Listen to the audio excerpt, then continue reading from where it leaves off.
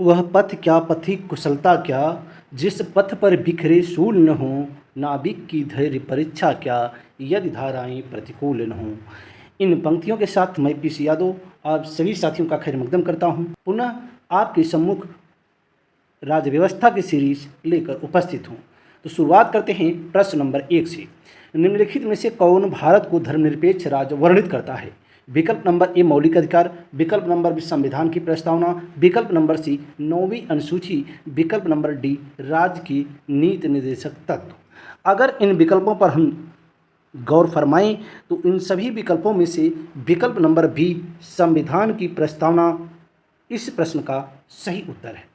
आपको मालूम है कि संपूर्ण संविधान में कहीं भी धर्मनिरपेक्ष शब्द का प्रयोग नहीं किया गया है। संविधान की प्रस्तावना में पंथ निरपेक्ष शब्द का प्रयोग किया गया है। ये पंथ निरपेक्ष शब्द 42वें संविधान संशोधन के माध्यम से 1976 में जोड़ा गया। तो इस प्रकार इस प्रश्न का सही उत्तर है विकल्प नंबर बी। अब देखते हैं प्रश्न नंबर 2। भारतीय संविधान की प्रस्तावना में निम्नलिखित में से किस स्वतंत्रता का वर्णन नहीं है? आपको मालूम है कि भारतीय संविधान में 2 जगह स्वतंत्रता का वर्णन किया गया है, एक मूल अधिकार में और दूसरा प्रस्तावना में। प्रस्तावना में कुल 5 प्रकार की स्वतंत्रता का वर्णन किया गया है। विचार, अभिव्यक्ति, विश्वास, धर्म और उपासना। विचार, अभिव्यक्ति, विश्वास, धर्म और उपासना की स्वतंत्रता का वर्णन प्रस्तावना में किया गया है। वहाँ पर आर्थिक स्वतंत्रता की बात नहीं की गई है। तो इस प्रकार इस प्रश्न का सही उत्तर है विकल्प नंबर डी। अब देखते हैं प्रश्न नंबर 3। 26 नवंबर 1949 को अंगीकृत भारतीय संविधान की प्रस्तावना में शब्द सम्मिलित नहीं थे। 26 नवंबर 1949 को जब हमारा भारतीय संविधान अंगीकृत किया गया तो उस समय प्रस्तावना में कौन से शब्द शामिल नहीं थे? नंबर 1 समाजवादी, नंबर 2 पंथनिरपेक्ष, नंबर 3 अखंडता, नंबर 4 गणराज्य। अधोलिखित कूटों में से सही उत्तर चुनिए। विकल्प नंबर ए 1, 2 और 3, विकल्प नंबर बी 2, 3 और 4, विकल्प नंबर सी 1, 2 और 4, विकल्प नंबर डी 3 और 4। इन चारों विकल्पों में अगर गौर फरमाएं तो इन सभी विकल्पों में से विकल्प नंबर ए इस प्रश्न का सही उत्तर है। यानी नंबर 1, 2, 3 सम्मिलित नहीं थे, यानी समाजवादी, पंथ निरपेक्ष और अखंडता शब्द शामिल नहीं किए गए थे। भारतीय संविधान की उद्देशिका का स्रोत पंडित जवाहरलाल नेहरू द्वारा संविधान सभा में 13 दिसंबर 1946 को प्रस्तुत एवं 22 जनवरी 1947 को स्वीकृत उद्देश्य प्रस्ताव और ऑस्ट्रेलिया एवं यूएसए के संविधान से लिया गया है। अगर हम देखें 42वें संविधान संशोधन को तो 1976 में उद्देशिका में संशोधन करके प्रथम पैरा में समाजवादी और पंथ निरपेक्ष शब्द तथा छठे पैरा में अखंडता शब्द जोड़े गए। गणराज्य शब्द मूल संविधान की प्रस्तावना में पहले से था। तो इस प्रकार सही उत्तर है विकल्प नंबर ए। अब देखते हैं प्रश्न नंबर 4। भारतीय संविधान में मौलिक कर्तव्यों का विचार लिया गया है। भारतीय संविधान में जो मूल कर्तव्य हैं, जो मौलिक कर्तव्य हैं, किस देश के संविधान से लिए गए हैं? विकल्प नंबर ए अमेरिकी संविधान, विकल्प नंबर बी ब्रिटिश संविधान, विकल्प नंबर सी रूस यानी पूर्व सोवियत संघ के संविधान से, विकल्प नंबर डी फ्रांस के संविधान से। अगर इन विकल्पों पर गौर फरमाएं तो विकल्प नंबर सी रूस यानी पूर्व सोवियत संघ के संविधान से मौलिक कर्तव्यों का विचार लिया गया है। सरदार स्वर्ण सिंह समिति की सिफारिश पर 42वें संविधान संशोधन अधिनियम 1976 द्वारा संविधान के भाग 4 का अनुच्छेद 51 का जोड़कर कुल 10 मौलिक कर्तव्यों को शामिल किया गया। 86वें संविधान संशोधन अधिनियम 2002 द्वारा 11वां मूल कर्तव्य जोड़ा गया, जिसमें 6 से 14 वर्ष तक के बच्चों को शिक्षा का अवसर प्रदान करने के कर्तव्य बच्चों के माता पिता या संरक्षक पर आरोपित किया गया है। अगर हम अमेरिकी संविधान की बात करें कि अमेरिकी संविधान से क्या क्या लिया गया है, यहाँ से बहुत ही महत्वपूर्ण प्रश्न आते हैं। तो अमेरिकी संविधान से मूल अधिकार, उद्देशिका का विचार, राष्ट्रपति पर महाभियोग की प्रक्रिया, स्वतंत्र न्यायपालिका और न्यायिक पुनर्लोकन का सिद्धांत जैसे महत्वपूर्ण विषय लिए गए हैं।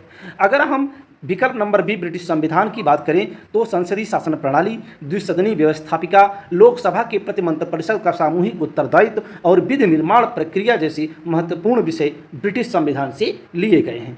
अगर हम फ्रांस के संविधान की बात करें तो वहाँ से गणतंत्रात्मक शासन प्रणाली, स्वतंत्रता, समानता एवं बंधुत्व का सिद्धांत लिया गया है। तो इस प्रकार इस प्रश्न का सही उत्तर है विकल्प नंबर सी।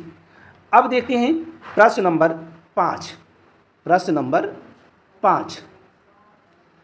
नंबर 5 में राज्यसभा के गठन में प्रतिभा, अनुभव एवं सेवा को प्रतिनिधित्व देने में भारतीय संविधान निर्माता निम्नांकित उदाहरण से प्रभावित थी। विकल्प नंबर ए आयरिश यानी आयरलैंड गणतंत्र के संविधान से, विकल्प नंबर बी कनाडा के संविधान से, विकल्प नंबर सी संयुक्त राज्य अमेरिका के संविधान से, विकल्प नंबर डी ऑस्ट्रेलिया के संविधान से।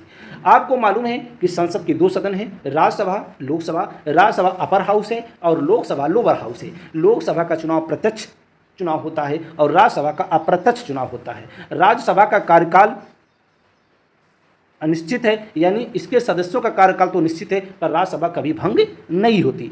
राज्यसभा सदस्यों में से 12 सदस्यों का मनोनयन माननीय राष्ट्रपति महोदय करते हैं। तो आखिर ये विषय कहाँ से लिया गया है? अगर इन विकल्पों पर हम गौर फरमाएं तो विकल्प नंबर ए आयरिश यानी आयरलैंड गणतंत्र के संविधान से इस विषय को लिया गया है। आयरलैंड के संविधान की बात करें तो वहीं से ही राज्य के नीति निर्देशक तत्व भी लिए गए हैं। अब देखते हैं कनाडा के संविधान को। आखिर कनाडा के संविधान से क्या लिया गया है? कनाडा के संविधान से संघीय शासन प्रणाली, राज्यपाल द्वारा राष्ट्रपति के विचारार्थ विधेयक सुरक्षित रखना, अवशिष्ट शक्तियां, सशक्त केंद्र और राज्यों में राज्यपाल की नियुक्ति जैसे महत्वपूर्ण विषय कनाडा के संविधान से लिए गए हैं। अगर विकल्प नंबर सी की बात करें तो संयुक्त राज्य अमेरिका के संविधान से, पिछले प्रश्न में मैंने संयुक्त राज्य अमेरिका से क्या क्या महत्वपूर्ण विषय लिए गए थे उसकी चर्चा किए हैं। अगर विकल्प नंबर डी ऑस्ट्रेलिया की बात करें तो ऑस्ट्रेलिया के संविधान से प्रस्तावना की भाषा, समवर्ती सूची, केंद्र राज्य संबंध, शक्तियों का विभाजन, संसद के दोनों सदनों की संयुक्त बैठक जैसे महत्वपूर्ण विषय ऑस्ट्रेलिया के संविधान से लिए गए हैं। तो इस प्रकार प्रश्न नंबर 5 का सही उत्तर है विकल्प नंबर ए। अब देखते हैं प्रश्न नंबर 6। शून्यकाल संसदीय व्यवस्था किस देश की देन है? आपको मालूम है जो संसदीय प्रक्रिया होती है उसमें प्रश्नकाल, शून्यकाल, स्थगन प्रस्ताव ऐसे महत्वपूर्ण विषय हैं। तो शून्यकाल संसदीय व्यवस्था किस देश की देन है? तो इस प्रश्न का सही उत्तर क्या होगा? विकल्प नंबर ए भारत की, विकल्प नंबर बी अमेरिका की, विकल्प नंबर सी ब्रिटेन की, विकल्प नंबर डी स्विट्जरलैंड की। तो इस प्रश्न का सही उत्तर है विकल्प नंबर ए भारत की। भारतीय संसदीय व्यवस्था में शून्यकाल का प्रादुर्भाव होता है। संसद के दोनों सदनों में प्रश्नकाल के तुरंत बाद 1 घंटे का समय शून्यकाल कहा जाता है। शून्यकाल में विचार के लिए विषय पहले से ही निर्धारित नहीं होता। इसमें बिना पूर्व सूचना के सार्वजनिक महत्व का कोई भी प्रश्न उठाया जा सकता है। भारतीय संसदीय प्रक्रिया में शून्यकाल शब्द का उल्लेख नहीं है। इसका आरंभ 1962 में किया गया। वर्तमान समय में शून्यकाल के दौरान कुल 20 मामले उठाए जा सकते हैं। तो इस प्रकार प्रश्न नंबर 6 का सही उत्तर है विकल्प नंबर ए। अब देखते हैं प्रश्न नंबर 7। निम्नलिखित में से कौन सा लक्षण भारतीय परिसंघ और अमेरिकी परिसंघ में समान रूप से पाया जाता है? प्रश्न नंबर 7 क्या है? निम्नलिखित में से कौन सा लक्षण भारतीय परिसंघ और अमेरिकी परिसंघ में समान रूप से पाया जाता है? जैसा कि आप जानते हैं कि भारत संघात्मक शासन प्रणाली वाला राज्य है, वैसे ही अमेरिका भी संघीय शासन प्रणाली वाला राज्य है।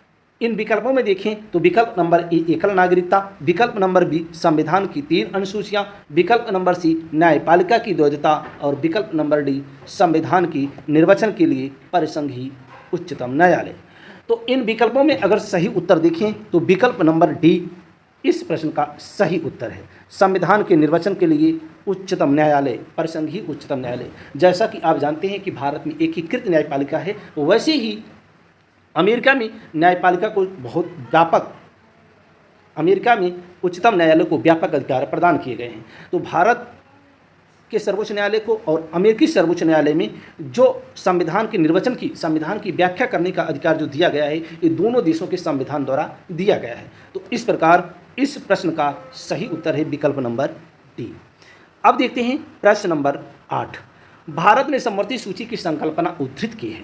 भारत में आपको मालूम है भारतीय संविधान में 3 प्रकार की सूचियां हैं: संघ सूची, राज्य सूची, समवर्ती सूची। संघ सूची के विषयों पर कानून बनाने का अधिकार केंद्र को है, राज्य सूची के विषयों पर कानून बनाने का अधिकार राज्य को है, समवर्ती सूची विषयों के पर कानून बनाने का अधिकार दोनों को है, पर दोनों में अगर मतभेद की स्थिति आ जाती है तो केंद्र की बात मानी जाएगी, यानी केंद्र के द्वारा लाया गया विधेयक मान्य होगा।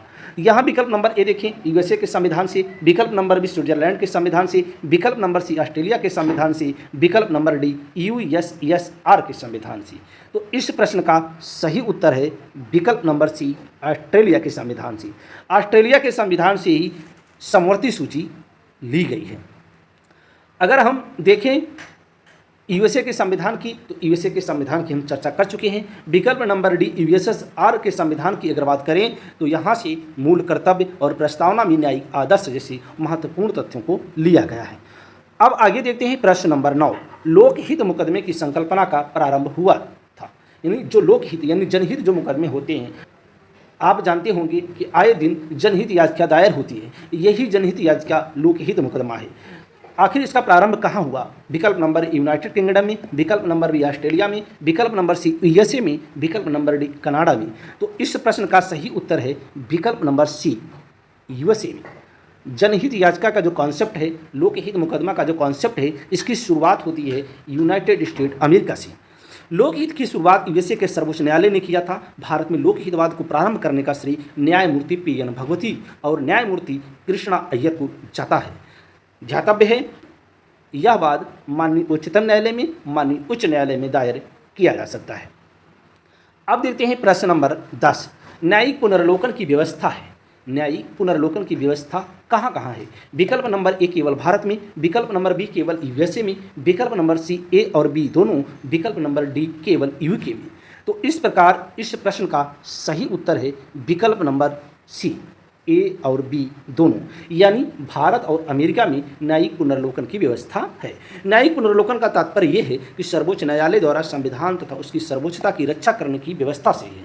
अगर कोई व्यवस्थापिका कोई कानून बनाती है, व्यवस्थापिका अगर कोई ऐसा कानून बनाती है जो संविधान के मूल ढांचे का हनन करता है, तो उस पर माननीय सर्वोच्च न्यायालय न्यायिक पुनर्लोकन की व्याख्या करता है, यानी उस कानून को जिस सीमा तक वह मूलभूत ढांचे को डिस्टर्ब करता है या अवरोध करता है, तो उस ढांचे तक या उस बिंदु तक, या अगर कहीं से लगता है कि पूरा का पूरा कानून आधारभूत ढांचे का उल्लंघन करता है, तो माननीय सर्वोच्च न्यायालय उस कानून को रद्द कर सकता है। यही है न्यायिक पुनर्लोकन की व्यवस्था। भारत में जो न्यायिक पुनर्लोकन की व्यवस्था है अनुच्छेद 137 में दिया गया है। अनुच्छेद 137 में पुनर्लोकन की व्यवस्था की गई है। तो इसी के साथ ये वीडियो यहीं पर समाप्त होता है। हम भरोसा करते हैं कि आप अपनी मेहनत के बल पर अपने लक्ष्य को प्राप्त करेंगे। और मेरा एक छोटा सा सहयोग है, जैसे भगवान श्री राम जब पुल का निर्माण कर रहे थे तो उसमें गिलहरी ने भी योगदान दिया था, ठीक वैसे ही हमारा छोटा सा ही योगदान आपकी सफलता में अगर जुड़ जाता है, 4 चांद लग जाएगा और मेरा वीडियो या मेरे द्वारा परिश्रम जो भी किया जा रहा है उसका फल सुखद होगा। अगर आप हमारी वीडियो को पसंद कर रहे हैं तो आप वीडियो को लाइक करें, अपने साथियों के बीच में शेयर करें, और चैनल पर पहली बार आए हैं तो सब्सक्राइब करना ना भूलें। तो इसी के साथ आज की सेवा यहीं पर समाप्त होती है। अगली बार एक नए टॉपिक के साथ पुनः उपस्थित होऊंगा। तब तक के लिए जय हिंद, जय भारत।